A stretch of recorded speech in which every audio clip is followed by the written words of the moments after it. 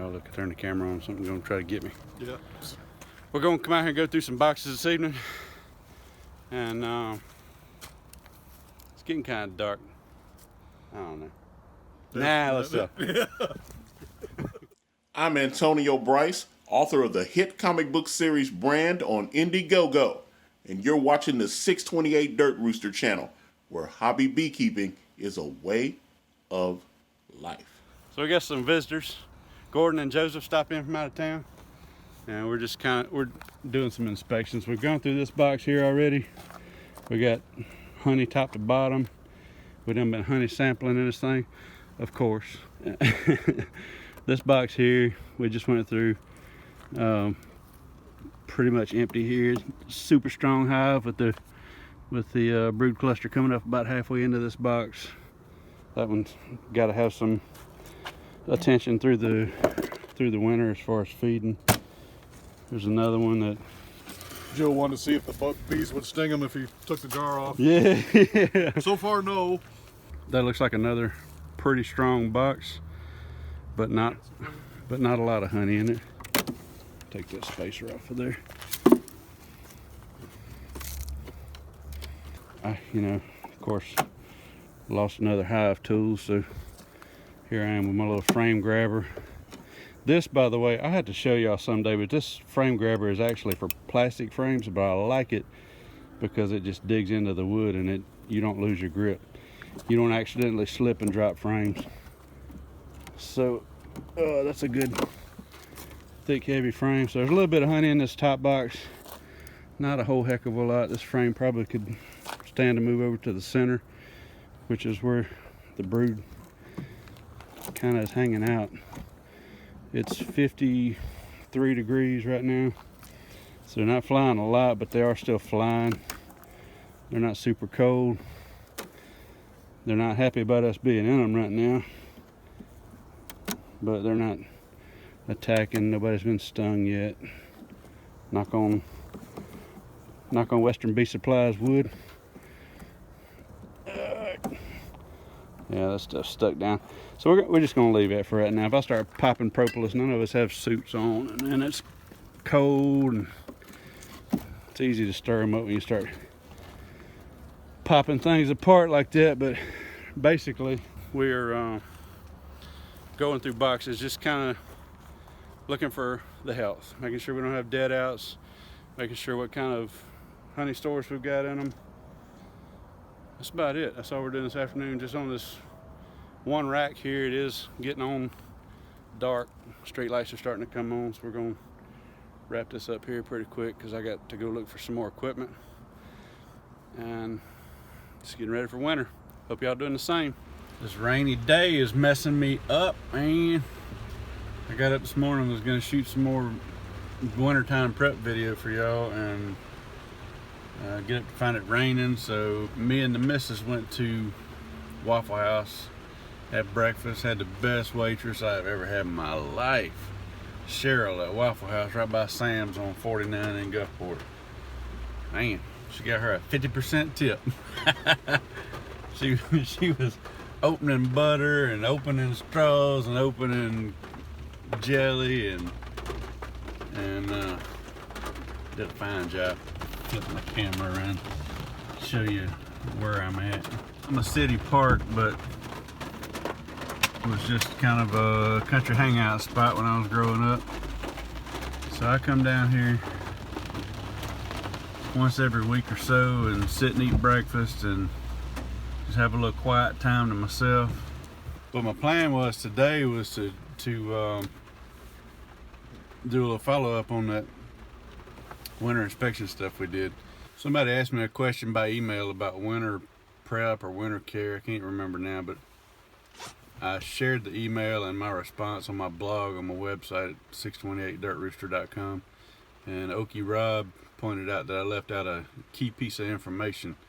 Wasn't anything they specifically asked about, and it's just something that we, most of us kind of just know to do. And sometimes you ask me a question, and some of the stuff that I take for granted as being simple, common sense, really isn't. It's something that you learn, and I fail to share those pieces. So what Okie Rob brought up was about what you do with your queen excluders in the winter time. So I was going to show you that on a hive today, but it's raining. Hopefully it'll slack up enough that I can do that, because I do want to really give you a visual of it. But right now what I want to do is just put a little context with that intro that Antonio shot for me. Antonio is a comic book writer who reached out to me a while back.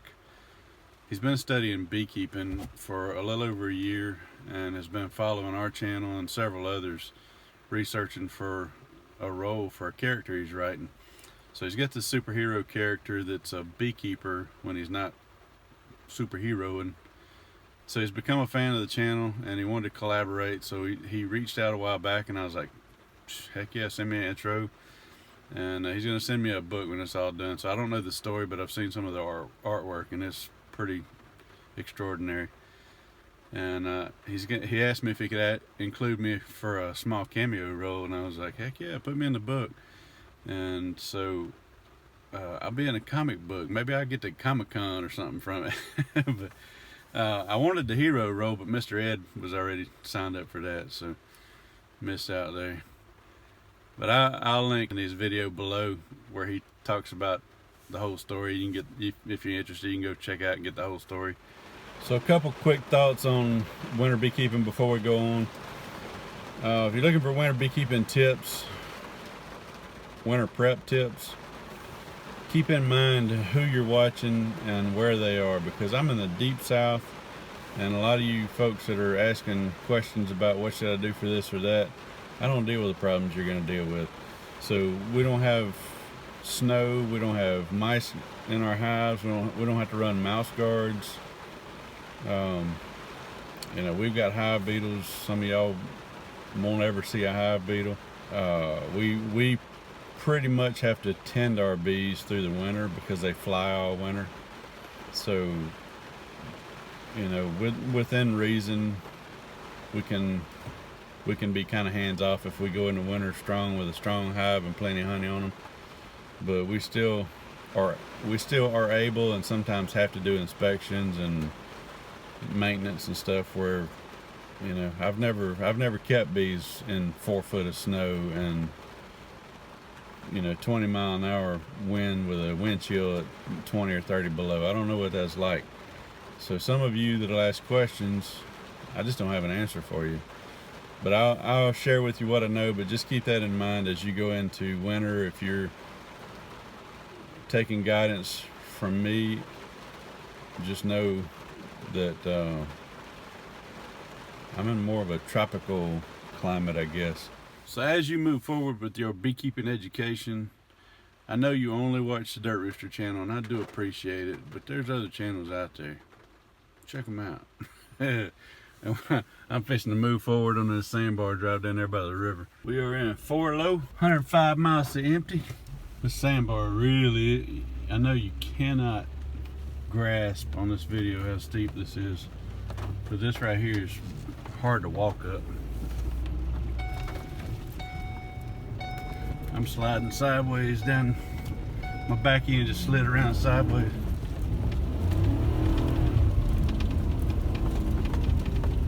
And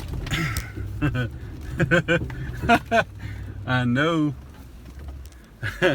I know you couldn't see that, or I'm pretty sure you couldn't, but I was drifting. That sandbar is so steep, the back end of my truck was coming around as I was trying to do some sand drifting. Ooh. We're down at the water now.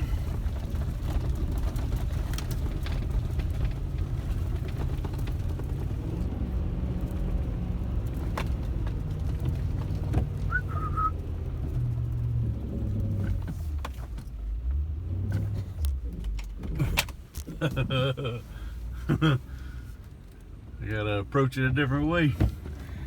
Getting stuck.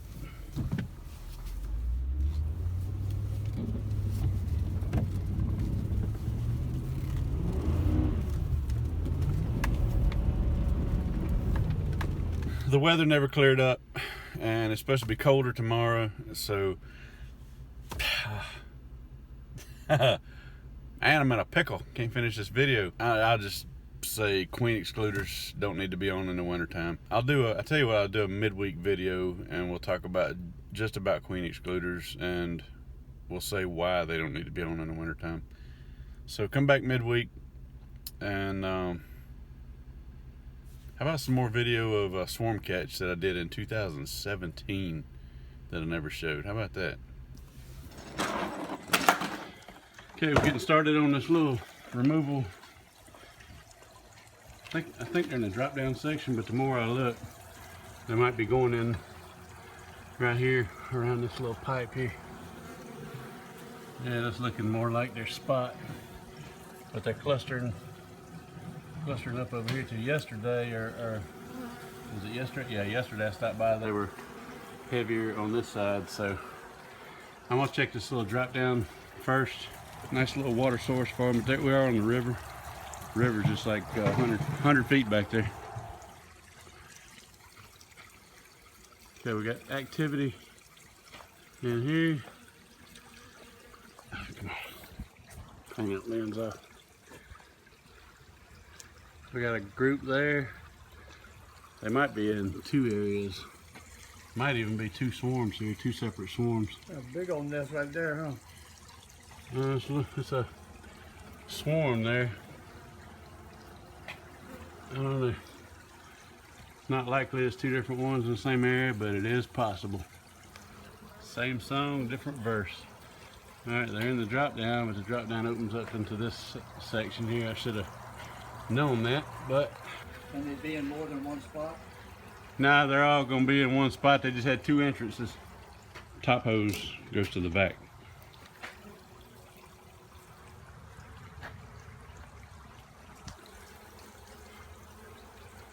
Got them right here in this little space. Starting to build comb on the bottom of this pipe. Another month they'd have chewed a lot of this insulation out and been built up in there pretty good.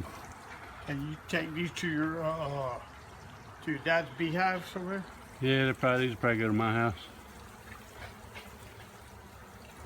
Doing a quick once over for the queen. If I can find the queen, I'll cage her up and stick a box under them.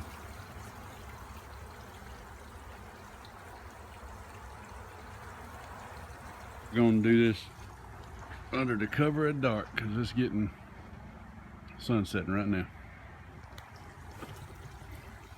That's all right though. We won't have a whole bunch of roamers out. Gonna be hard to get these up without sucking up a bunch of insulation though, because they're all in it and they're chewing it out right now, making space. So there's little bitty flakes of insulation floating around in the air everywhere. That's all the comb there. I'm still kind of looking for the queen. I might have vacuumed her already. They're all up in this insulation. Way up in there, underneath all that. Yeah, she could be hiding up in here around these pipes, but I got, she's probably up in there. Got all kind of insulation getting sucked up. Kind of hard to get them out of it.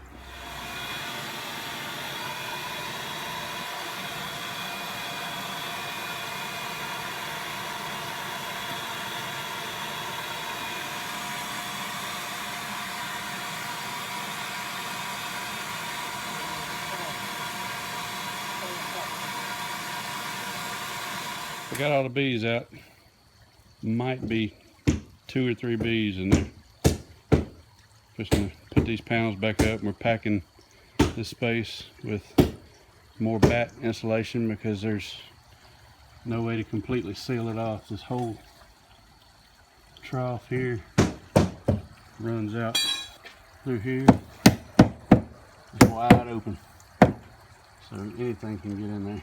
There's just no way to seal it off without doing a whole bunch of extra work right here. So all I can do really is just pack this insulation to the best of my ability, close it off again, and fingers crossed. This is just, they've been here 18 years, and he says first time they've had bees.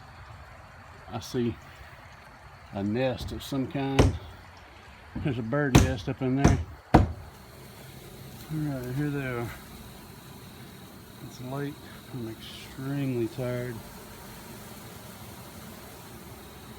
I got a box here with no bottom board. Best I can do for them right now in my condition. I gotta get some sleep. Old drawn comb in it. Got some super frames in it. Well, they'll just have to make the best of it for tonight. The way I was having to vacuum, I never did spot the queen.